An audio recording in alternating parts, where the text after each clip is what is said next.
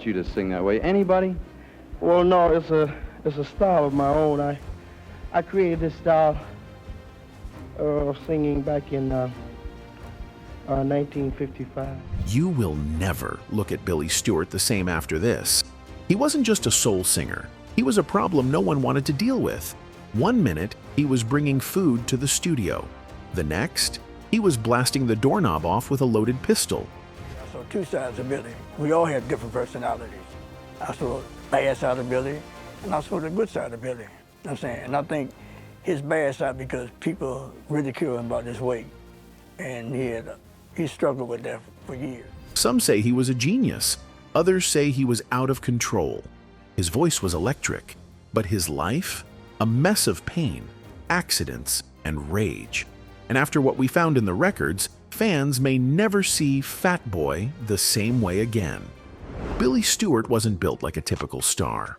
By the time he hit national radio, he was already tipping the scale at over 300 pounds, stuttering through lyrics that no one else dared to record. His songs didn't follow the rules. Neither did he. That's what made him unforgettable, and also what made him dangerous. I do love you. Born and raised in Washington, D.C., Billy came from a family rooted in gospel. As a child, he sang with his brothers in a local quartet called the Four Stewart Brothers.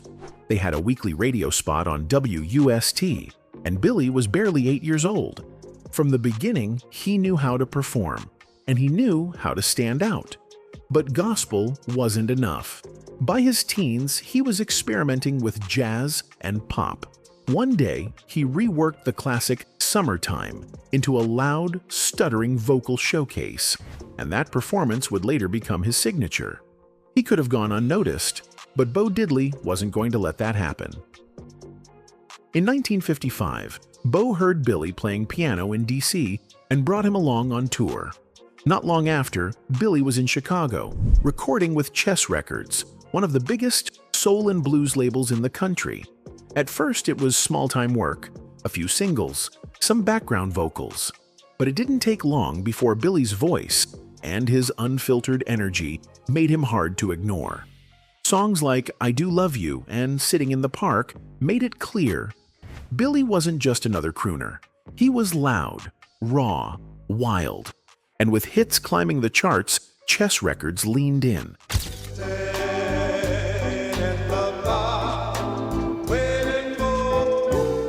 But behind closed doors, they were also getting worried.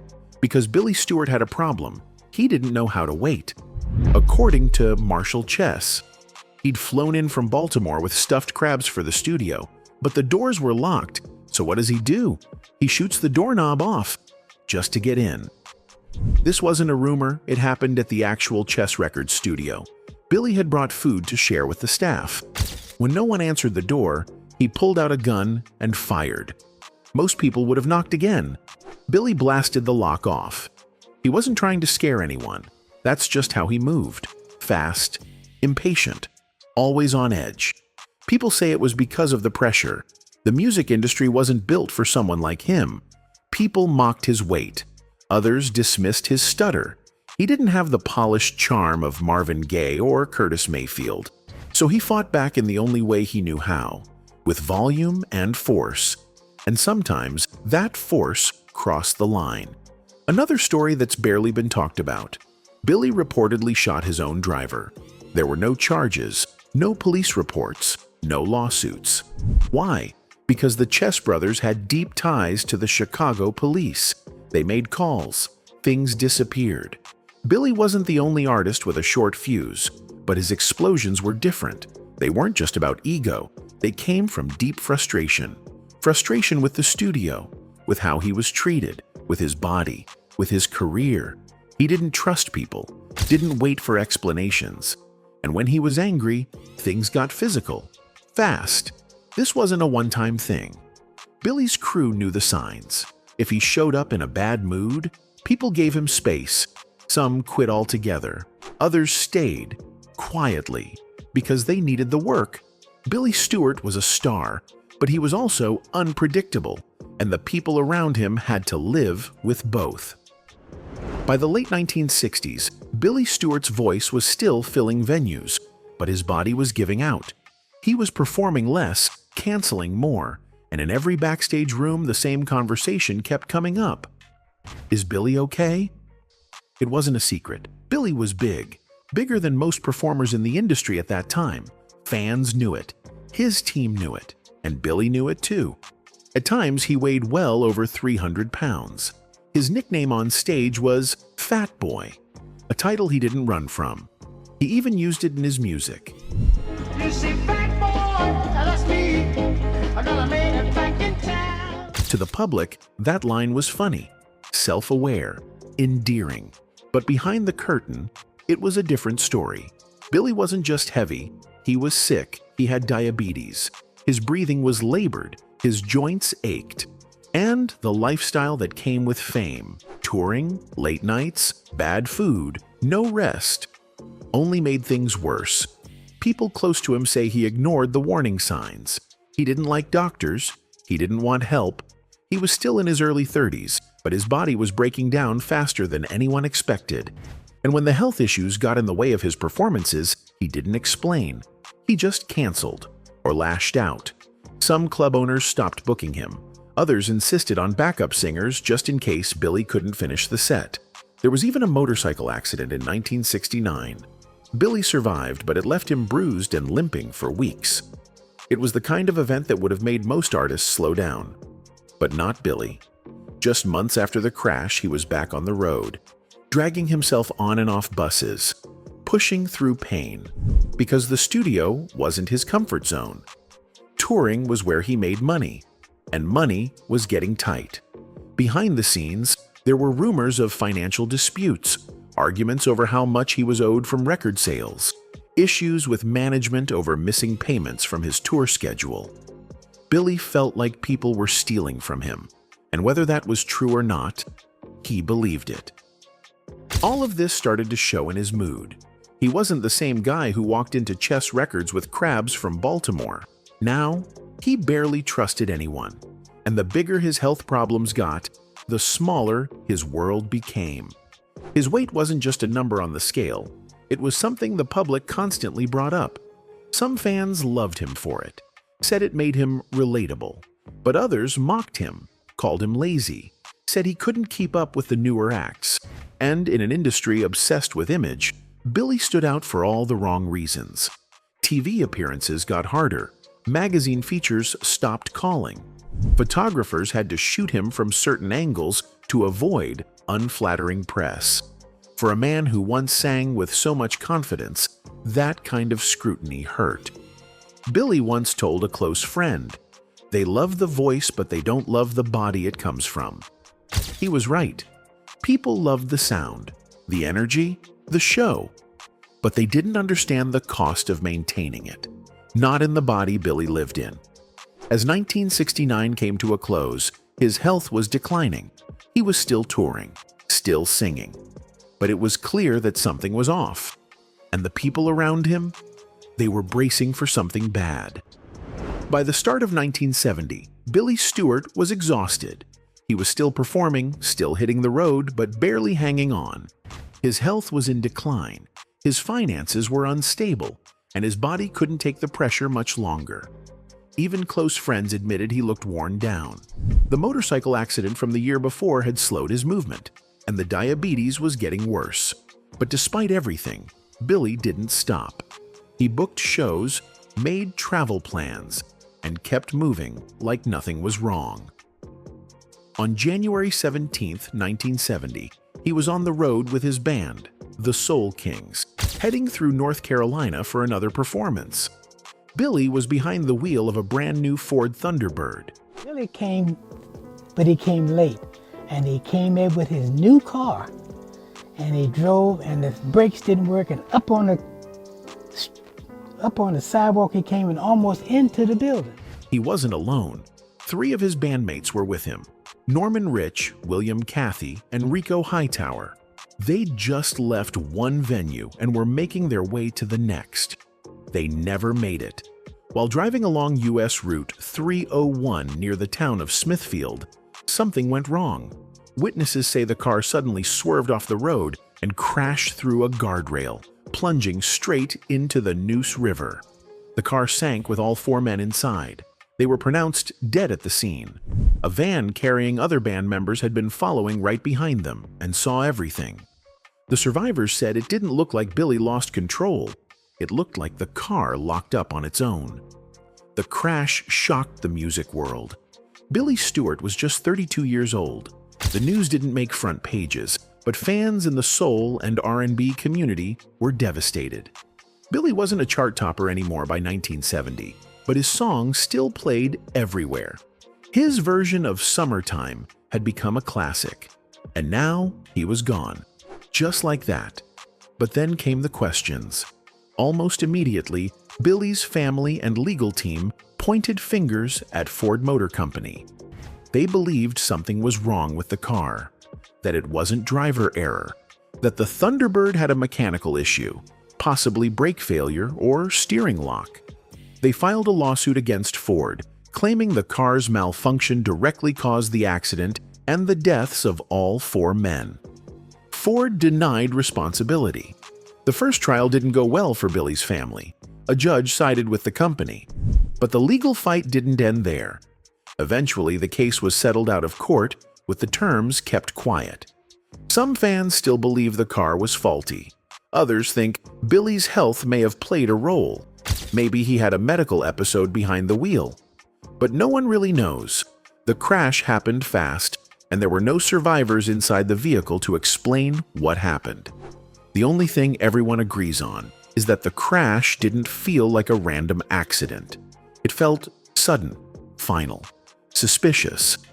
The last official moment of Billy Stewart's life was a quiet headline, a few seconds of radio airtime, and then silence. No tribute albums, no televised memorials, just a funeral, a settlement, and a growing number of fans who kept asking, what really happened? For many, the crash was the perfect symbol of Billy's life. Fast, loud, chaotic, and over far too soon. Long before the headlines and the lawsuits, Billy Stewart was already having trouble with the music industry. His voice was original, his sound was profitable, but when it came to business, Billy was often in conflict, with labels, with producers, and even with the people managing his career. It started early. In 1957, Billy was recording with OK Records. He dropped a single called Billy's Heartache, backed by a young group called The Marquis.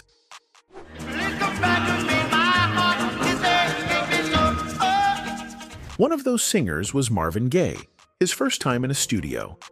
The single sounded promising, but nothing came from it. Soon after, Billy left the label. The reason? Nobody knows for sure. Some say it was creative differences.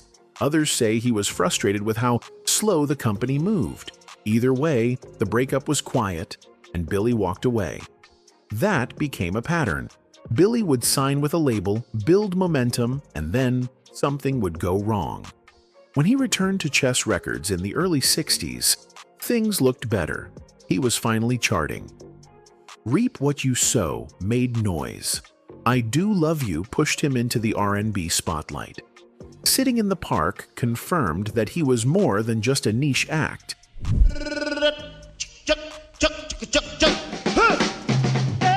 But even at Chess, things weren't smooth. Billy didn't like the studio. He didn't enjoy being told what to sing, how to sing, or when to show up. He preferred live shows. Touring meant fast cash, loud crowds, and more control. Recording sessions, on the other hand, often ended in tension. Producers would complain that Billy didn't show up on time. Others said he'd get angry when asked to do more than 2 or 3 takes. There were even moments where he walked out mid-session. Bo Diddley once said Billy would rather run a bar in Baltimore than sit in a room being told how to make music. And yet, the irony was, his biggest hits were made in that same setting he hated. As his fame grew, so did the pressure. Fans wanted more albums.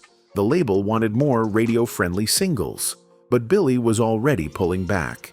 By 1966, when his version of Summertime exploded, People assumed he'd keep rising. Instead, he slowed down. Not because he couldn't work, but because he didn't like how the business treated him. There was tension over royalties, stories of money going missing, concert pay being late. Some believe his management at the time was mishandling funds. Others think Billy's own lack of business focus left him open to being taken advantage of. What's clear is that Billy didn't trust the people handling his money, and that only added to his stress. By the late 1960s, those problems started to affect his output. He wasn't in the studio as often. The singles stopped charting. He was still touring, especially in the South and Midwest. But industry insiders noticed the shift. People started referring to him as a legacy act before he'd even turned 30. For someone with his talent, that was a red flag. There were still glimpses of brilliance. Cross My Heart in 1967 showed he hadn't lost his spark. Cross my heart that I love her. But it didn't make waves. The radio moved on. Labels chased newer, cleaner acts. And Billy, the man who once redefined what a soul ballad could sound like, was slowly being pushed to the edges. That line, said during a lesser-known performance in 1969, captured exactly where he was. Not forgotten, but no longer front and center. Respected, but not protected. Billy Stewart's voice was the thing that made him famous. Nobody sang like him. Nobody could sing like him. He turned standard ballads into high-energy vocal performances that blended jazz, soul, and showmanship into something completely his own. His fans loved it. His critics didn't know what to do with it. Early on, his stuttering delivery and fast repetitions were considered bold, risky, even innovative. Songs like Reap What You Sow and I Do Love You used that vocal style as a hook. And by the time Summertime hit, his technique had become a trademark. It was intense, loud, complex, a full-on vocal roller coaster. Some people called it genius, others thought it was too much. As the years went by, that split became more obvious. Some in the music press started calling his style overbearing or gimmicky. Others said it lacked subtlety, that he couldn't tone it down, couldn't change gears. Even inside the industry, producers began to say that Billy's sound was hard to market. The same voice that once made him stand out was now making him hard to fit into playlists. There was also the issue of timing. By the late 60s, soul music was shifting. Marvin Gaye was going smooth. Curtis Mayfield was going conscious. Aretha Franklin was dominating charts with polished ballads. Billy, on the other hand, still sounded like a man trying to shout his way through every note. And the industry had less patience for artists who didn't evolve. He tried to adjust. The album, Unbelievable, was filled with covers. Old jazz standards rearranged into big band productions. But even then, Billy didn't hold back. He leaned into his vocal tricks harder than ever. The studio musicians had trouble keeping up. According to producer Billy Davis, the band was told to just follow Billy's lead, no matter what. If he changed rhythm mid-song, they had to adjust on the fly. Some fans loved that chaos. They said it made the music feel alive. But others couldn't get into it. Reviews were mixed. Radio spins slowed. The follow-up singles didn't chart the way they used to. Even more damaging than the lack of airplay was the way people started talking about him. His weight had always been a public topic, but now it was part of the punchline. The same fans who once sang along to Fat Boy were now calling him out of shape, outdated. One article called him the Clown Prince of Soul. It wasn't meant as praise. Billy knew it. He felt it. And people close to him said it made him bitter. He stopped taking meetings, pulled away from industry events. When asked about radio ignoring his new music, Billy reportedly said, "They'll spin it when I'm gone." He wasn't wrong. After his death, I Do Love You resurfaced and briefly climbed back into rotation. DJs who hadn't played him in years started spinning his classics again. But by then, it was too late. Billy wasn't here to see it. That line, off a lesser-known recording, might be the truest thing he ever said. Because while people debated his sound, his weight, his attitude, what mattered most to Billy was whether you felt it. In the end, Billy Stewart didn't live long, but he left behind a sound nobody could copy. He broke through barriers with nothing but raw talent, even when the industry tried to push him out. But behind that talent was a man who was often in pain, physically, emotionally, and professionally. He had run-ins with labels. He had a reputation for being difficult. He carried the weight of constant judgment, from fans, from executives, from the people who were supposed to support him. He fought with his own body and with the people around him, and when it all became too much, he kept going anyway. He sang until the very end. For years, the music industry got to tell a safe version of his story, the one with the hits, the performances, the charisma. But the truth is more complicated. The truth is louder, harder to listen to, and more important to remember. Because sometimes, it's not what an artist gives on stage that defines their legacy. It's what they survived off stage, and what was never said until it was too late. Anyway, that's it for this video, folks. Bye.